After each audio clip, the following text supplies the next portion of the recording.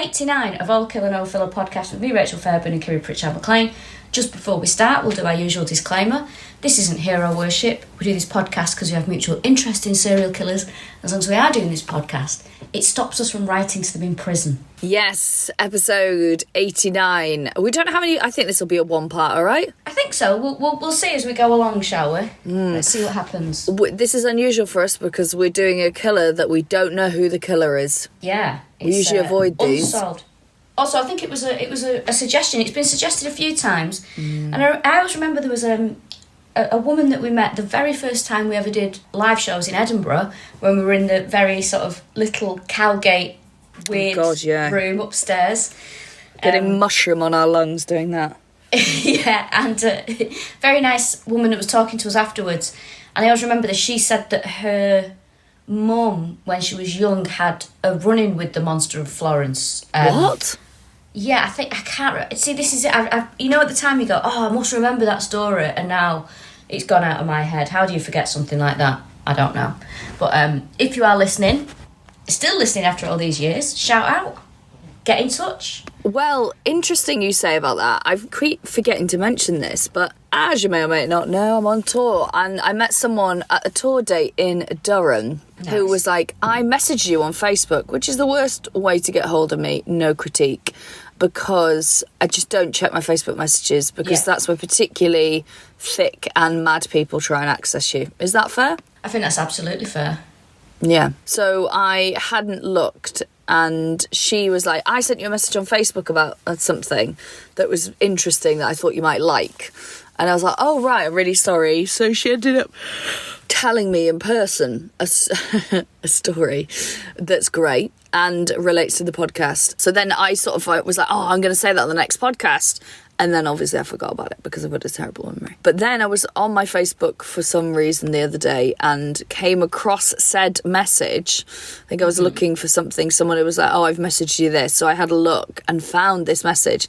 So let me find it now and read it out to you, because it related to the phrase peeping Tom. Do you remember us talking about that? Oh, yeah. I think about Lady Godiva. Yes, but I also think that we were discussing it in relation to... It can't have been that recent. I don't know when it was, but it was... I think it might have been the last episode we did.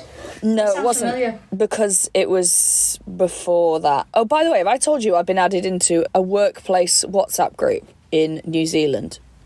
For the other Kiri Pritchard-McLean? They've just put Kiri in and my name's come up.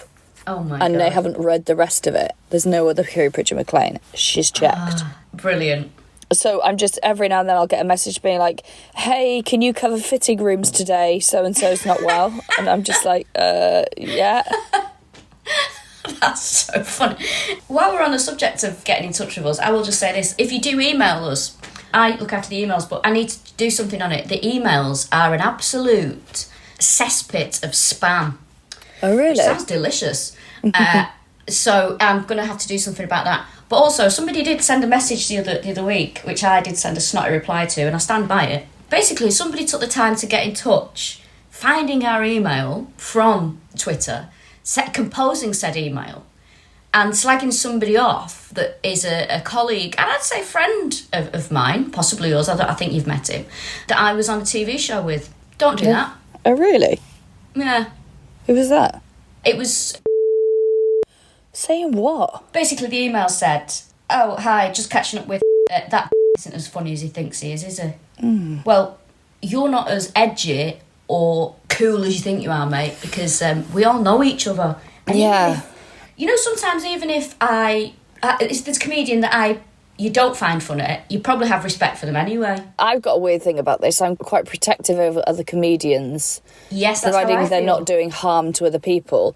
I've got more in common with a worse comedian than I have with someone who's never had the fucking nads to stand up on stage and do it. Oh my God. See, we've said this, haven't we? And Yeah. I've done this many, many times. Like, there's this particular comedian in Manchester that does get, maligned and I think picked on because they've just been a perpetual open spot.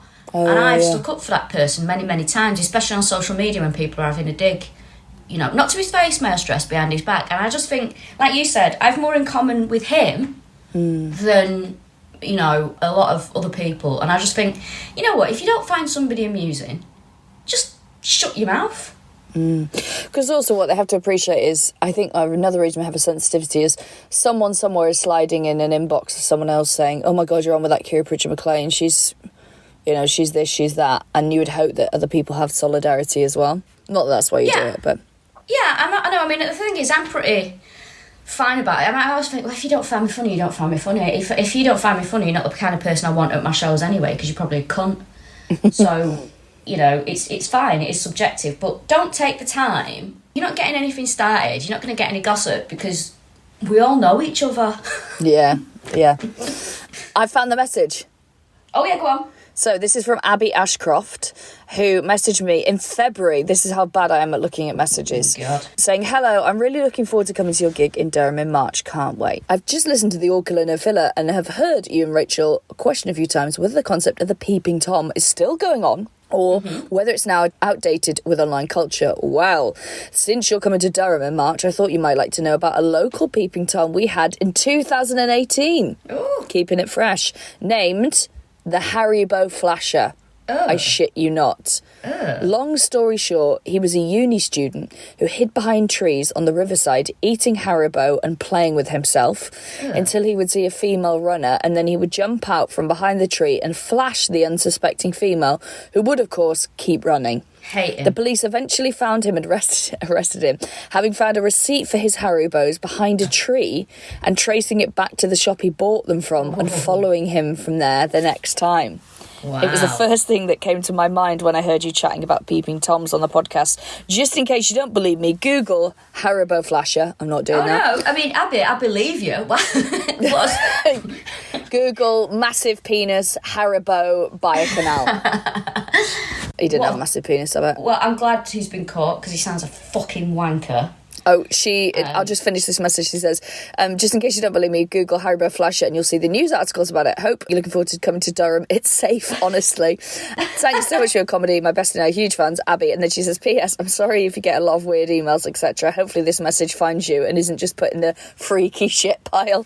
Well, it was, Abby, but we got to have the conversation in person, which I'm very glad about. That's nice. Yeah. So thank you, Abby, for that email. I mean, I was going to say, it's not good to know that it's still going on, but that was 2018. So maybe it is on the decline.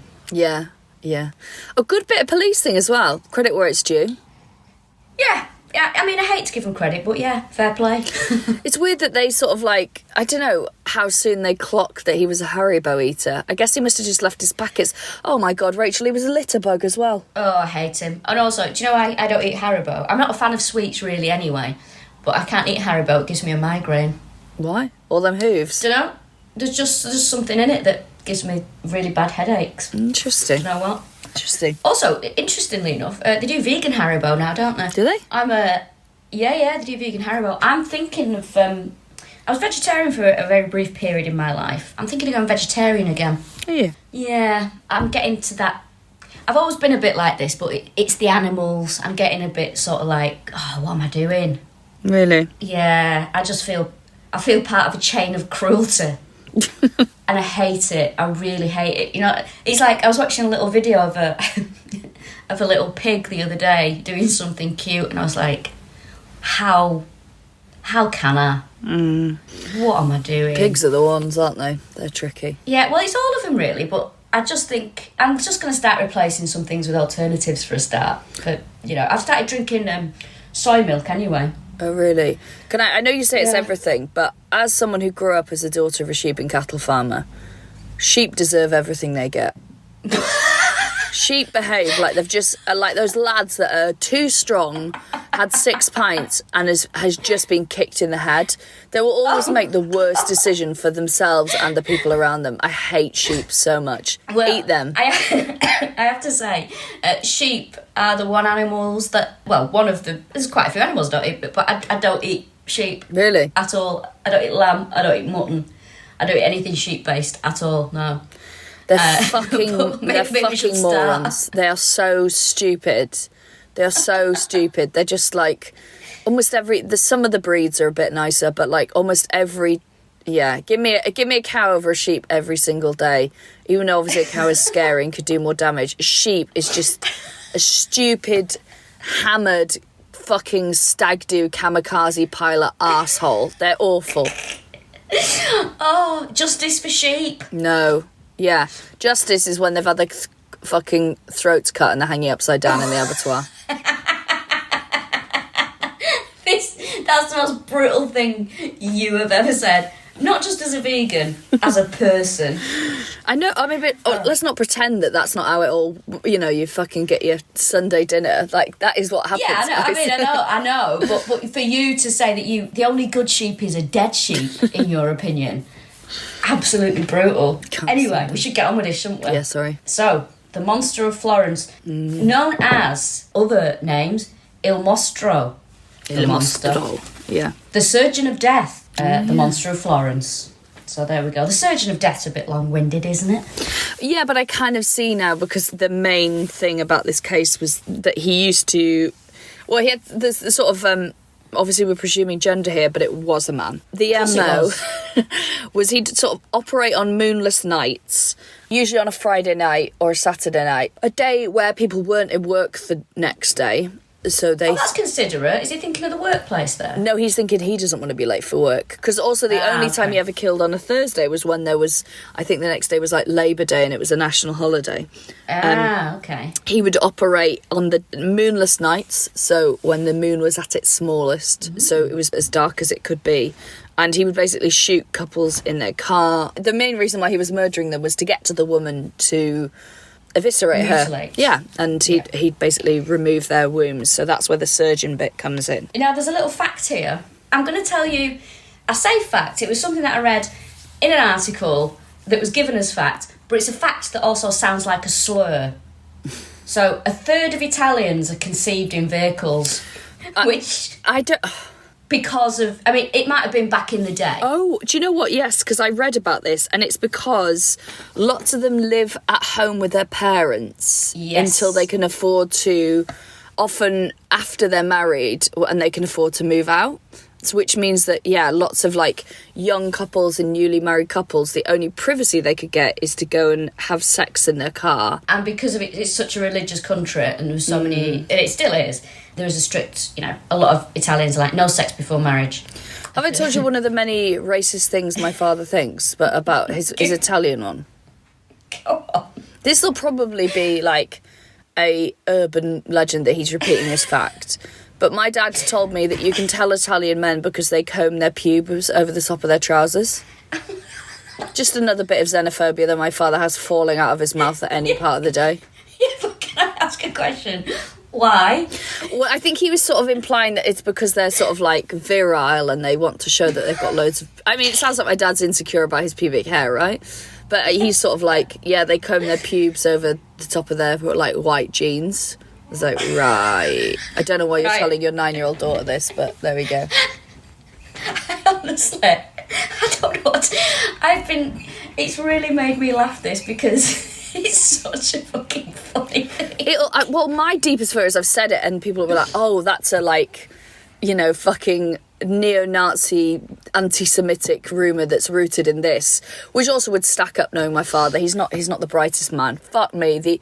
Every time he gives me advice on unsolicited advice on accountants, he's picked a different race that I should use. It's unbelievable. I'm like, you can't use that word, and there's no race that's good at accounting, Dad. It's quite funny because, like, usually if people want to have a dig at Italians, they tend to go back to World War II. Yeah. So he's also done that one. Your dad's gone for the pubes. Yeah. No, he's also done the thing about them being cowards. The shortest book in the world is the Book of Italian War Heroes. And I'm like, Dad, every fight you've been in, you've lost. And Mum's had to help you out because you're getting battered and you're slagging off a whole nation. My father's just one of those people who just repeat any old racist shit that he hears. I can't stop laughing at the pubes. It's mad. It'd be so funny if people wrote in and went, I'm Italian, that is actually true. Well, I'm worried that I'm going to just Google it now in case I'm so worried about it being like something really damaging that relates to, like, Italian pubes. Comb. So you're telling me when Super Mario's whizzing round in that little car? Okay, there's nothing coming up. It's me, Mario, and my perfectly coiffed pubes. But What was that T-shirt your dad had with Super Mario on? Oh, fuck knows, because my brother just gives him his old T-shirts, and my brother's quite a nerd. He's into, like, computer games and stuff like that. So my dad will be wearing, like, a Halo T-shirt or a Fortnite one, or I've seen him in a Stone Cold Steve Austin one. He came to see me at the Fringe. He's never seen wrestling in his life. He had a Stone Cold Steve Austin T-shirt on and a pair of braces over the top of it. I'm sorry, your dad does have his own iconic look. Yeah, jeans that he's physically cut off with a pair of kitchen scissors that finish about an inch above his shoes. T-shirt and braces. Shoes that are 2 sizes too big. He's a size 7. My brothers are both size 9. They give him his old shoes, so he just wears whatever shoes they've given him. And then sort of like mad T-shirts. The only one that he's ever had himself was that Per Bodies Nerfect one. That was bought for him. Although I bought him one with Deirdre on, saying "Free the Weatherfield one" because he used to. Does he wear it? Yeah. I've yet to see him wear it. He wears a COVID Arms one. Last time I saw him, the brilliant Penny Stevens very kindly got us some COVID Arms T-shirts, and my dad saw me in one and was like, "Oh, that's lovely, isn't it? Isn't that a nice T-shirt on the scrounge?" So he got one, and I got a picture of him last time I was up in a COVID Arms T-shirt. Can we, as something I'd love to see, can we get your dad an old Killa T-shirt? Yeah, actually, I think he'd quite like that. Yeah. Yes. Yeah, let's we'll do that. Let's arrange for it. Let's get him an old Killa T-shirt. But let's get a cartoon one that says like Italian heritage, and then the cartoon at the bottom is a load of pubes coming at over the the edge of the T-shirt. Please don't. That is so funny. It's so racist. It's mad. It's so bad. But you know what? It's just so funny because it's just so bonkers. Now, this unidentified killer, there are 14 victims, and the murders took place between 21st of August 1968, and then there was killings in 1974 and then 1975. These are double homicides dating back to 1968. The one in 1968 was attributed to whoever this Monster of Florence is in 1982. So he's been doing this for quite a while. Yeah, well, I suspect that there was copycat killers as well. But, do you think? Well, actually, maybe not, because the gun that was used was really distinct. So it was a Beretta 22 caliber pistol, Winchester, Series H bullets were used. Now, this is really identifiable because they had a big H on the bottom of them, and the firing pin in the gun marked the bullets in the same very distinct way when they were fired. So the bullets that were used by that gun were very distinct, and that was missed for a while because they didn't run ballistics on them properly. There's quite a lot of police error in this one. So the first murder that is now attributed to the Monster of Florence was in 1968. This is on the 21st of August. Antonio Lo Bianco, who was 29, he was a mason worker, and Barbara Loche, who was 32, an older lover. This happens a couple of times. They were both married to other people. Yes, and they were having an affair, and Barbara's 6-year-old son, Natalio Mele, was in the car with them as well. They'd just been to the cinema. Now, he was introduced to Antonio as his uncle, to keep the affair on the down low. But also that was, apparently that's quite an Italian thing that you would just say, he's your, a bit like over here where there's just a man who's in your life who's older. You're like, oh, it's Uncle so-and-so. But that is just everyone's either your blood relative or your uncle. So often it's quite hard to work out who is your uncle and who is just someone that your parents know. That's quite a common Italian thing, apparently. Oh, I see. Now, Natalio fell asleep, and apparently Antonio and Barbara start getting it on. Now, at 2 a.m, some local farmers have a knock on the door, and they open the door, and at the door is little Natalio. So he turns up at this father's house, and he's also 2 kilometres away from where his mother goes on to be found. So he's got no shoes on, he's just standing there. It's late at night, he's 6 years old, it's 2 a.m, and he says, "Let me in, I'm tired, and my father is homesick. Then you have to take me back home because my mummy and my uncle are both dead in the car." Blimey. Now, they ask him at the time and years later, how did you get there? 2 kilometres away, uneven ground, there's no street lighting, you've got no shoes on, how did you get there? And he says at the time that a man took him there, then he changes and said he went on his own, and then he changes again and he says he was driven there by this man. At the time he says basically the murderer, a man, carried him on his shoulders all the way into town, and there was just sort of, he sat on his shoulders singing pop songs. Oh. Yeah, it's very weird. So they don't actually know, obviously, because there's huge trauma, I guess, of waking up and finding his mum dead, or being woken up to finding his mother being murdered. Well, yeah, I mean... He doesn't remember anything, but they do think that he didn't walk there himself because he was shoeless, also because the doorbell was wrong, and the doorbell, he was only a wee babby that was too high for him. He couldn't have reached. Yeah. So there's this very weird thing where they think the murderer took the little boy to a farmhouse to be the person to break the news at 2:00 in the morning. That's a bit sinister. Now, Yes. Barbara apparently had been undressing in the vehicle because of the way she was found, and they think the killer was in the bushes, fired several shots. Now, Barbara, in her local town, had several affairs. She was referred to as Ape Regina, which means Queen Bee. I love that. I know. Now, Stefano, her husband, Stefano Mele, he was aware of her dalliances with other men, and he knew about it, but he didn't say anything. At the scene as well, at the murder scene, as you said, there was discarded shells of .22 caliber shell casing, and these helped link this to the later murders. Now, the police visit Stefano, and as they knock on the door opens abruptly, and a frantic man was lugging a suitcase out of the front door. This was Stefano, right? Now, I always think back to the 60s because it's the thing of suitcases having no wheels. Life must have been so difficult. It must be so difficult to leave in a hurry. That's the Or real like- reason no one went on holiday. I know, or try to, I'm leaving you for someone else, and then you just have to drag a suitcase out of the door and stagger down a path. But he's looking at the suitcase out thing. Now, he's told that Barbara is dead, and he shows very little emotion. Now, I wonder if by this point he's already found out from someone else. Interesting, yeah, because You know. it's a very small area. Their whole life is quite complicated. Now, Stefano is considered to have a very low IQ and be slightly, I guess you would have said, slow back then. Bloody hell, I tell you what, you can't wait. His wife's cheating on him, then she gets murdered, then he's accused of doing it, and also he's got a low IQ. Anything else? Well, yeah, there was a very weird setup in their house where 3 brothers, they had emigrated to Tuscany from Sardinia, were living and working around Florence where all this happens, and they were sort of manual labourers and petty criminals, and they were Giovanni Salvatore and Francesco Vinci. Now, these lads will come back again, so do remember them. Now, Barbara had affairs with them all at one point. I absolutely love that she'd done the whole set of brothers. Fucking hell, I can't imagine anything worse. And Salvatore had moved in with them and had lived in their home with them. So there's this weird thing of remember these men because they will come in and out of the scene again. But it's basically that everyone as well as Barbara. Everyone was presumed a suspect who'd had an affair with her. So there was quite a long list. But they were pretty sure straight away, it was kind of open and shut case, that they were like, it's got to be the husband. It's nearly always the husband.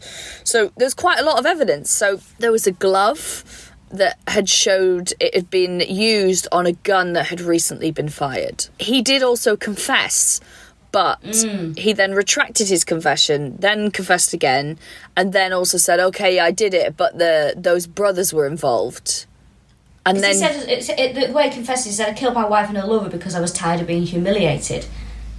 That was his, but the whole... why he said he allegedly did it. Yeah, and the police believed it. They were like, oh, it's the perfect motive, is, like a scorned husband. But at the same time, like, isn't this an absolute classic thing of wrongful conviction, is you have someone usually with a low IQ or learning difficulties, additional needs, whatever phrasing you feel most comfortable with, who is asked again and again and again and again and again, and the 150th time they said, okay, I did it, because they're exhausted and they don't know how to get them to leave them alone, which is what happened here. Yeah, and there's that thing as well. I mean, when people do make a false confession, I guess there's a point where you're being questioned and you think, you know what, it's easier for me to say that I did it. Maybe if I say that I did it and we work backwards from there so they find out that I haven't done it, rather than try and defend myself, because I haven't... Some people don't have the vocabulary... Well, neither do I, as evidently. Vocabulary. Or the emotional tenacity to be able to defend yourself in a high-stress situation like that. So sometimes it might be easy to go, yeah, I did it. But let's work backwards from that. I don't think I would. I think I would, I think I could be easily ground down. I also think... No, I would kick and scream. I believe it. Also, they always do that thing where they don't go, well, if it was an alibi and he changed his story 4 times and it was inconsistent, they go, this alibi is no good. But when it's a confession, it's absolutely fine. So I think confessions are weirdly held to a much lower standard than any other piece of evidence, because his alibi, which was, I was home, I was sick in bed when the crime was committed, which, bearing in mind, his kid's been like, Dad's home sick in bed, so corroborates that. To a stranger later on, they were like, it's not a very convincing alibi, so we don't actually think you've got an alibi for the evening. So he was actually convicted of this. As you say, he's changed his story, and they questioned a lot of things like the location of the gun and stuff like that. But the Florentine police, they found him guilty 2 years later. He was sentenced to 14 years in prison, and they closed the case. However, 6 years later, there was another murder while he was in prison, and he was released. Yes. Awful. Now, they think that he just sort of threw the gun, and there's lots of theories about whether he was still actually the killer. Because Natalina, the little boy, also said his dad was there when the shootings happened. And he said there was some other man there, including one called Salvatore, which was, they think, probably one of these Vinci brothers. But then he said, oh no, actually my dad wasn't there. In fact, I didn't see anyone that I recognised. And the kid, I mean, he's a baby. He's 6 years old. It's 2:00 in the morning. He's probably witnessed his mother being murdered. He's not going to make for a particularly reliable witness. Yeah, exactly. Which is why his story changes, and it's really sad. So Stefano is, like you say, sent to prison for 14 years. But released after 6. Yeah. But he was given a light sentence because they said that he suffered from infirmity of the mind, and that he was, at the time they said, right, well, he's not mentally or intellectually robust enough to have made these decisions in a particularly informed way. So he, after his confession, he said, oh, I dropped the gun at the crime scene. And the little boy said, yeah, on one of the little boy's stories, they were like, oh yeah, the gun got thrown away. Which is why some people still think it was Stefano, because they're like, well, one of the brothers that, some of them said that were there, picked up the gun and then carried on doing murders with them later and accidentally gave Stefano an alibi. Because the gun was never found. Yeah, well, it was used again, wasn't it? 15th of September 1974, day before my birthday, not the year. This is Pasquale Gentlecore, who was a barman, and Stefania Pettini, sorry, it's my terrible writing. Now, they'd been out at a disco, which really dates this, but also makes it sound quite cool. Now, they drove out to the countryside for some alone time. They were only babies as well. They were really young. She was an 18-year-old accountant and he was a 19-year-old barman. So they were incredibly young. Yeah, kids. Just children, really. Yeah. They'd been out to Cisco. They were teenage sweethearts, They'd driven out to some countryside in San Lorenzo, just north of Florence. And they were in the car and getting down to it. Mm-hmm. And they were shot with the same gun that killed Barbara and Antonio. So this is where Stefano, obvious, cannot have done any of these crimes. Pasquale was shot 5 times and this killed him instantly. Stefania was not so lucky. She was shot 3 times and then stabbed 96 times. And eventually she died of blood loss. Now, the stabbing is worth talking about. Yeah. Because it's very weird. She was stabbed technically that many times, but they were all quite shallow wounds. They were like, it was almost like she'd been pricked and like her blood had been like let out like that. So it was nicks, really. And they think that might have been sort of like, not a ritualistic thing, but certainly a methodical choice to do that, as opposed to something that had happened in a struggle. And she'd also been raped using a branch of an olive tree. Ugh. Which is fucking weird to use the literal symbol of peace to do it. I know, fucking weirdo. Now, Stefania had been posed as well, and she was positioned with her legs spread and her arms wide, and obviously that was because he wanted to humiliate her, didn't it? As, we've learnt from other killings. Now, the police then round up what is described as a carnival of suspects, right? So they arrest a self-proclaimed faith healer, a mentally unstable man who said that he'd done it, a peeping Tom, There we are. not a Haribo eater, who'd been spying on couples in the area. So they interviewed this collection of people, and all three of them are released because none of them have committed the murder. Now, several hours before the murder, Stefania had mentioned to a friend, look, there's this weird guy that's frightened me, who she'd come into contact with. Yes. But that, she just mentioned it passing. I mean, as I've said to you, if we mentioned on a daily basis every man that's either given us the creeps or has done something weird, we would never be shutting up. There's at least something, I'd say, a few times a week, isn't there? Yes. I mean, so they'd been at this nightclub called the Teen Club, which was sort of a notorious hotspot. And the guy had come up to her in there, and she said, I think the fact that she does mention it is really stand out, because like you say, being terrified by men is a daily, if not hourly, occurrence. So the fact that she says to a friend, she uses the phrase, he's terrified me. This very weird man came up to her. And there's lots of these cases where there's evidence of weird men sort of terrorising the victims in the days up to their murder. So they think that he was probably at the club and followed them out.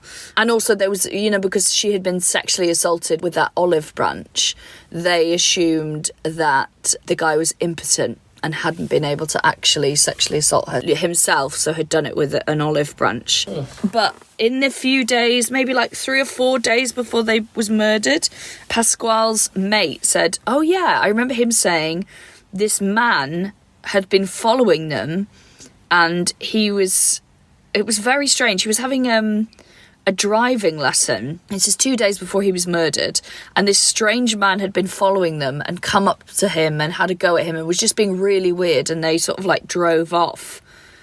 Yeah, it was really odd. But there's a few of these cases where like a weird man has sort of come into their life a few days before they're murdered, and then they end up disappearing. Now it was very peculiar. It is peculiar, but the whole time is peculiar, Rachel. Like apparently it was absolutely normal to have loads of voyeurs in the area because they knew that everyone was having sex in their cars. So it was like a thriving community of people who would watch people fuck in their cars. I guess it's like dogging, but without permission. Yeah. Because I guess some people go and watch people dogging. Yeah. But don't partake. But obviously everyone's going, yeah, we're all happy with this. I've told you about the dogging hotspot that Tim goes to. Not to dog.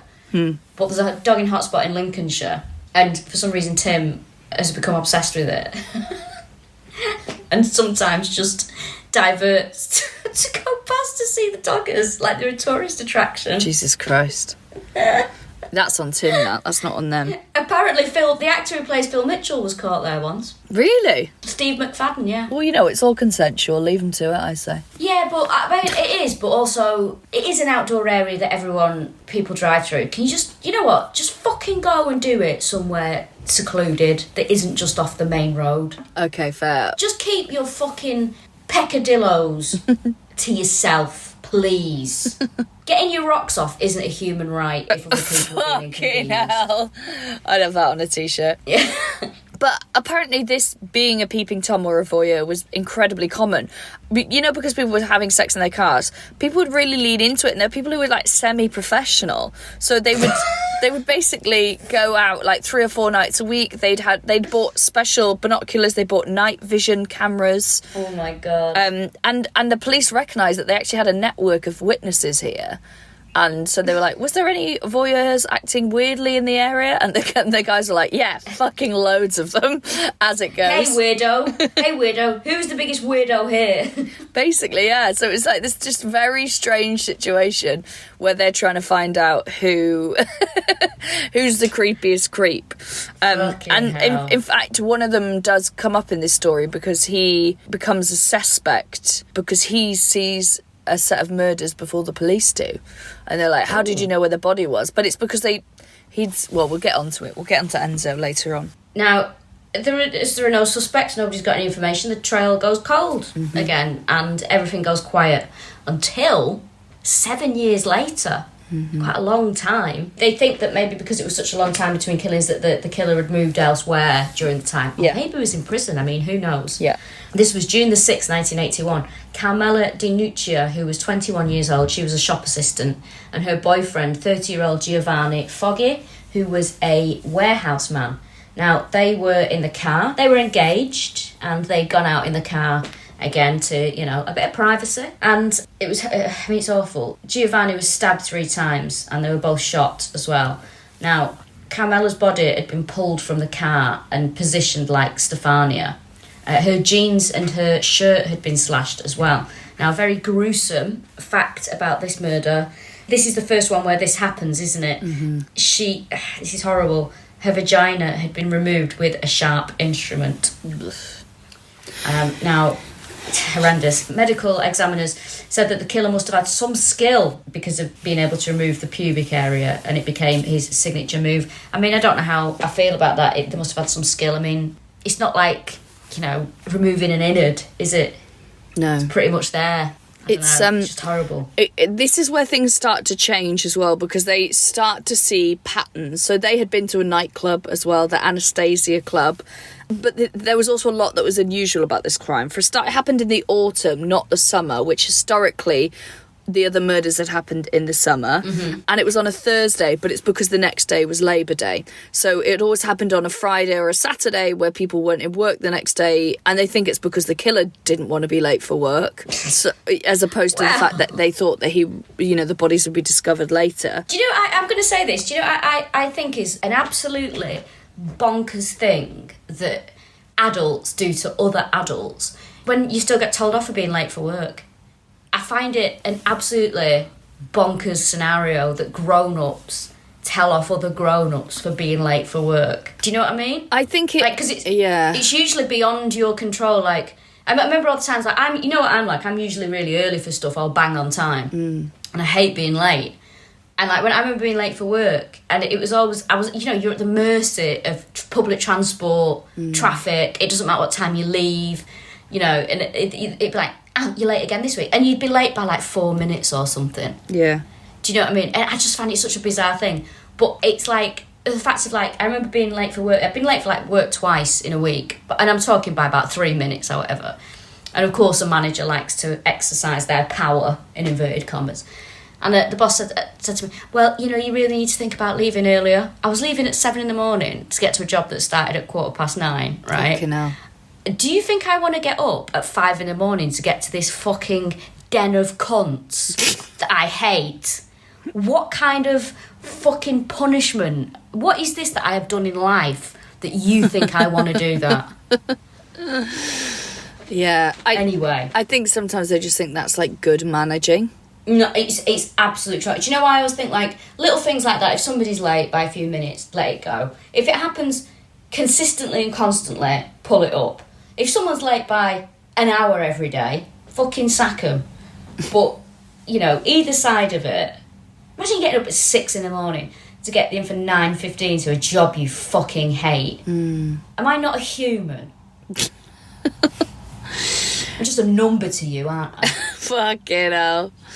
Back to the murders very briefly. There's another common thing that relates to the last murders as well. Not just that they're double murders. Oh, this was different as well because it happened on a night where there was a full moon. And typically it had been where there was very small moon and therefore very small amounts of light. But the killer would take their wallets and handbags out of the car, and you'd often find them nearby but with not much taken. So like in Giovanni's wallet, his wallet had been taken, but they hadn't taken any of the money out of it. And in the previous murder as well of Stefani and Pascal, they had taken Stefani's bag. His wallet was found in the glove compartment and her purse was found in the woods nearby, but the wallet was in there, still the contents was in there, no money was stolen. The only thing he'd seemed to have taken was a few pieces of jewellery that Stefani wore. So they think that was his trophy, was the girls, whatever the girls wore. That was sort of never particularly showy jewellery, like everyday jewellery, if you like. So the ballistics run a check on the bullets for the first time. They should have done it earlier. And they find that, oh shit, this is the same gun. This is a Beretta 22 caliber long rifle. and it's the same Winchester bullets with the letter H on them. In fact, it's from the same box, because they could, they could ascertain that. And so they were like, okay, these crimes aren't a one-off, and we think we've got a serial killer on our hands, and we think that this guy is strong and robust because the woman had been dragged from the car, but also had been lifted and then carried down a really hilly slope where her body was found without being dropped. And also they had found, this is the crime scene where they find a shoe print. It's a size 44. It was found in the mud, and it was a large shoe, and it was like, basically they were like, okay, this is a tall, robust person. So they were starting to get a bit of a picture together, but they were like, right, let's start with the peeping Toms. Yes, and this is where the aforementioned Enzo Spalletti comes in. Now, Enzo was described as an occasional voyeur. He wasn't in the Premier League. He was a semi-pro. He was an occasional voyeur. Now, he was arrested because he got home to his wife and told her at 9:30am about the murders that had happened and the bodies being found. Now, this was before the papers had printed the news. But then again, you think, well, this happened, the papers would have been printed. This would have been in like the afternoon edition, I imagine. So I guess by that time people would have known about it anyway. He apparently had spoken to a paramedic who had told him about the murders. But because he'd seemed to have some knowledge of something before the news had broken, he was arrested and he was put in prison to await trial for 3 months. But October the 23rd, 1981, there was another murder. So this shows it cannot have been Enzo. Enzo was a lot of things, but he wasn't a killer. Well, this is the thing, is they think the police jumped on it because they just didn't have any other leads. Like, yeah. Have you ever had a peeping Tom? Is that a cocktail? No, I haven't, thank God, and I would not like that. I mean, do you know, now my niece is like 15 now, and she can't believe that, and she sort of goes to the park with her friends, you know, during the day, wanders around when it's the school holidays and stuff like that. And I hate feeling like this. Like, I am so scared of something like that happening to her.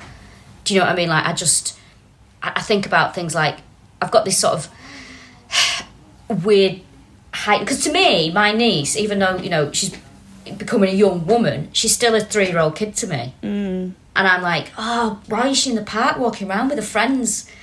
Surely she should be at home in bed listening, reading Peter Rabbit. But these are honestly, these are the things that I worry about, and I would hate anything like that to happen to anybody. But no, nothing like that has ever happened to me. I've had more men say strange things to me in a sexual manner than I have anything like that happen. Have you? I've had someone get their cock out near my God. By the Alliance pub. Really? I was walking the dog one night. Yeah. He was hammered. Scabby North Manchester dick as well. It was a horrible little, greasy red thing. No, but you know what? I used to, because growing up in the countryside, you would often meet and have sex in your cars, or that was more normal. But I bet there was people round and about. Do you know what I mean? I don't think there was designated make out point sort of places, but there was definitely places you could go.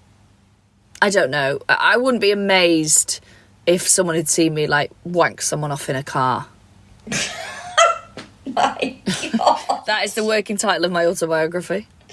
You know what I'm just thinking of? I'm just imagining that scenario, but a car driving past and you just being caught in the headlights and making eye contact with them as you carry on. Yeah, I don't know. It's so weird with the countryside. I think because I'm listening to a podcast about a murder in the countryside at the moment, it's made me extra paranoid. What's the podcast? It's called West Cork. It's an Audible one. Oh! Yeah. I've never listened to that. Is it good? I'm enjoying it so far. I don't really listen to true crime, but I'm very into the immersive documentary genre on my podcast, so I just make my way through all of those. The Trojan Horse Affair is one of the best podcasts. Oh, you've mentioned that. Oh my God, that, it's absolutely phenomenal. I feel like it should be on the national curriculum. Oh, the irony, if you know what it's about. Yeah, so I'm listening to that at the moment, and there's this weird feeling of one of the things I love about being in the countryside and being in my house, which I've only just got curtains in because I've got no neighbours. is that I feel like I know this area so well because I grew up near here. And like, you know, I'm like, fucking come for me. I know this area too well. Like, I feel really safe here. But at the same time, I'm like, I am so far from anyone. If I scream, no one would hear it. Oh, God, yeah. So when I get in my own head about it, I really get in my own head. And driving back last night, I got in at, I think, 3:45, and I was messaging my partner at, like, 3, being like, are you awake? And he's like, yeah, is everything okay? And I was like, no, I've got myself too scared listening to true crime podcasts. And he's like, for fuck's sake. And he's like, I've gone downstairs and I put on all the lights. And I was on the cusp of being like, can you please come and get me from the car? I'll come downstairs and put on all the lights so it makes it easy for that murderer that's hiding outside to see where he's going. Yeah, so we can work out the lay of the land. Yeah. But you see, this is part of this is going to sound absolutely bonkers.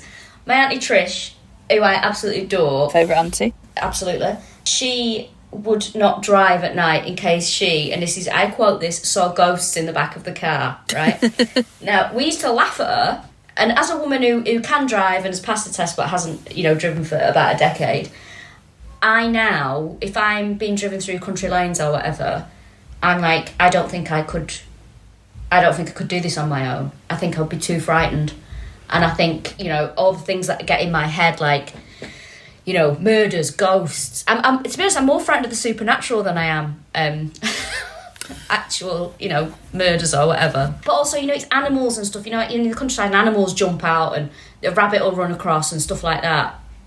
I don't think I could do it. Yeah, I mean, I got in the car and it was like, I could see in the car, put something in the back of the car, got in the car, didn't stop, drove all the way from London back to North Wales last night. You didn't stop? Bloody hell. No, I didn't get too sleepy, actually. That's why I didn't... I have to say, you do have a really strong bladder. It amazes me sometimes how long you can hold your piss in. And also, I had a can of Diet Coke on the way there. You should go on Britain's Got Talent and be like, yeah, it's nothing to do stand-up, it's nothing to do with music, I can't sing, but I can hold my piss in for fucking ages. Yeah, it's a pelvic floor to get the golden buzzer.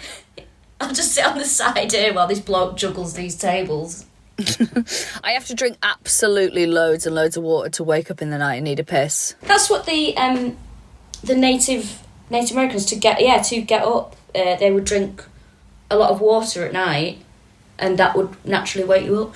Yeah, well, I mean, I woke up at 9 o'clock or quarter to 9 this morning, and like I said, I was in bed by about 4.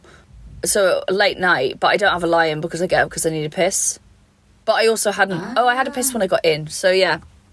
So, but I can easily go, I can... But I used to be really bad because I didn't really drink enough. This is so boring. But I'd go to a school and I wouldn't have a piss till I got home. What? And I would be leaving school, it was a 45-minute bus journey there and back. But yeah. All day? Yeah. But that's because I wasn't drinking enough. Are you fucking kidding me? Yeah, no, that is... I don't know, I just never... Yeah, I don't piss lots. I mean, someone's going to fucking... There's going to be one of those milkshake duck type things where I think it's a great boon and they're like, oh, yeah, that definitely means you got a brain tumour or something like that, so I can't wait to be diagnosed. Back to the... Rachel, we've done nearly an hour. I don't think we can get through all this. Enzo had been arrested, and one of the reasons why he was arrested as well is that he didn't want to talk about where he was that night. And of course he didn't, because... He was a peeping Tom. But his car had been seen in the area, so he gets arrested. Well, he's in custody anyway, and then the next murder happens. Now, it's referred to at the time by the medical examiner, Mauro Mori. The case is still unsolved, spoiler alert, but it was a bizarre case, and the medical examiner says, this case is the only one of its kind in the world, so who can we turn to for help? This was a sort of common theme that the Florence police... were just maxed out. They were like, we don't know what the fuck, there's no clues, we don't know who we're looking for, there isn't a similar case, it goes quiet for years, and then there's a couple in a couple of months. I think it was a hard job to police, I do say. There was long pauses between the murders. He doesn't sexually assault them, so there's very little DNA evidence. The aim is actually to mutilate the woman, is not to murder people.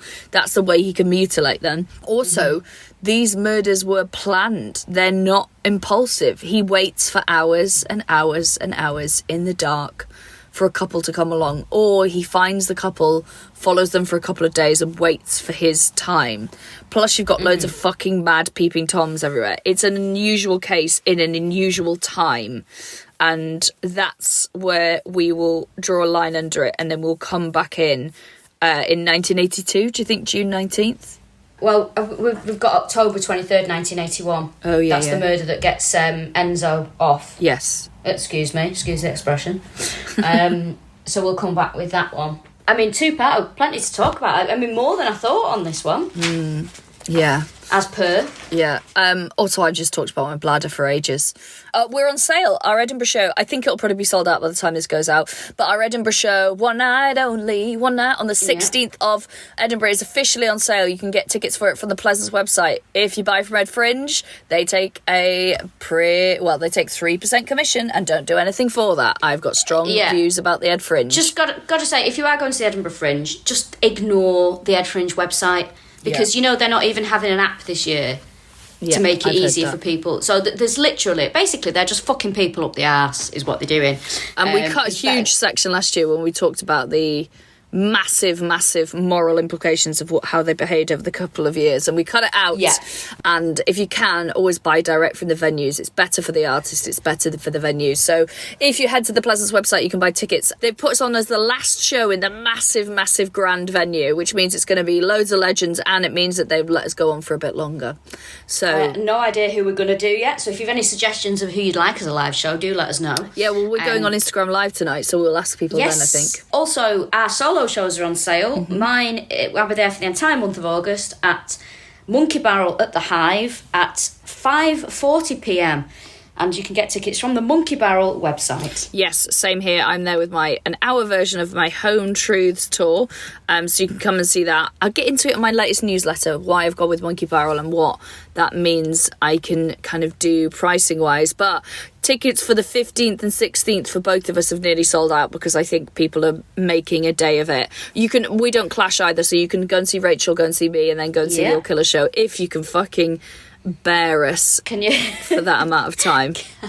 And also the 2-for-1 days, so that will be, because my tickets are a tenner, that will be 2 tickets for a tenner. They're the 9th and 10th, they're nearly sold out as well. I don't even look at any of this. I don't even think about it. I just go, do you want a ticket? Go and get one. Oh, well, I don't know what time my show is, so. But all good. That's nice. And we'll see you for part 2 very soon. Yeah, we'll see you then. Bye. Bye.